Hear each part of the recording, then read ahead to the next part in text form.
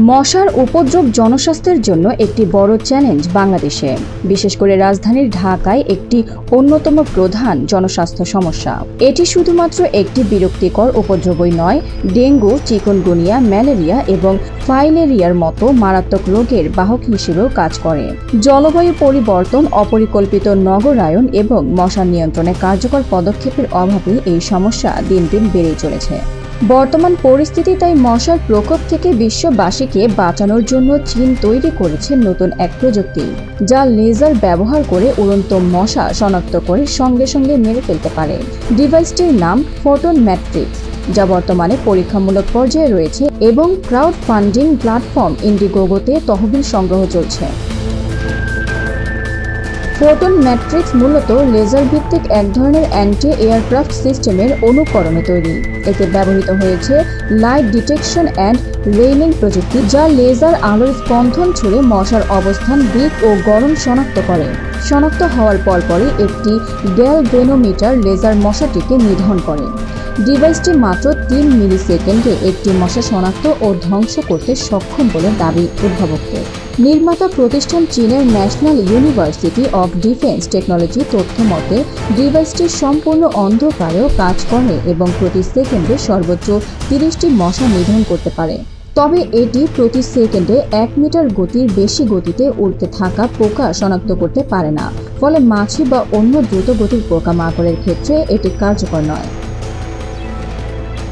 দুটি সংস্করণে বাজারে আসছে ডিভাইসটি, বেসিক এবং প্রো।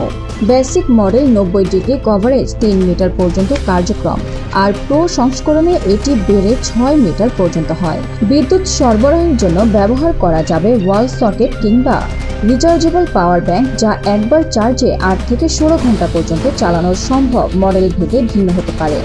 মানুষ ও অন্যান্য প্রাণীর নিরাপত্তার বিষয়টি মাথায় রেখে এতে মিলিমিটার ওয়েভ রাডার যুক্ত করা হয়েছে, যা মানব বা পোষা প্রাণীর উপস্থিতি শনাক্ত করলে লেজার বন্ধ করে দেয়।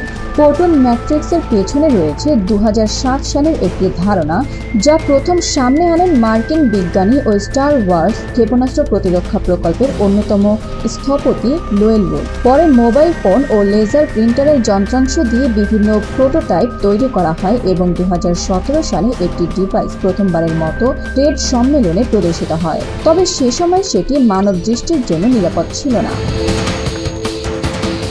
বর্তমানে নির্মাতারা দাবি করছেন ফোটন ম্যাট্রিক্স বাধ্যতামূলক নিরাপত্তা সার্টিফিকেশন যুক্ত করা হয়েছে, তবে তারা সেটি চীনা না আন্তর্জাতিক মানদণ্ড তা স্পষ্টভাবে উল্লেখ করেনি। এটি নির্মাতা প্রতিষ্ঠানের প্রথম ইন্ডিগোগো প্রকল্প হওয়ায় প্রযুক্তিবিদ ও বিশ্লেষকরা গ্রাহকদের সতর্কভাবে এগোনোর পরামর্শ দিচ্ছেন। তহবিল সংগ্রহ সফল হলে ডিভাইসটির প্রি অর্ডার মূল্য নির্ধারণ করা হবে। খুচরা বাজারে এর মূল্য $697 ও $897 হতে পারে বলে ধারণা করা হচ্ছে। বিশেষজ্ঞদের মতে, প্রকল্পটি সফলভাবে বাস্তবায়িত হলে এটি মশা নিয়ন্ত্রণে একটি যুগান্তকারী পদক্ষেপ হতে পারে। তবে বাণিজ্যিকভাবে উন্মুক্ত হওয়ার আগে কার্যকারিতা ও নিরাপত্তা নিয়ে আরও পরীক্ষা নিরীক্ষার প্রয়োজন রয়েছে।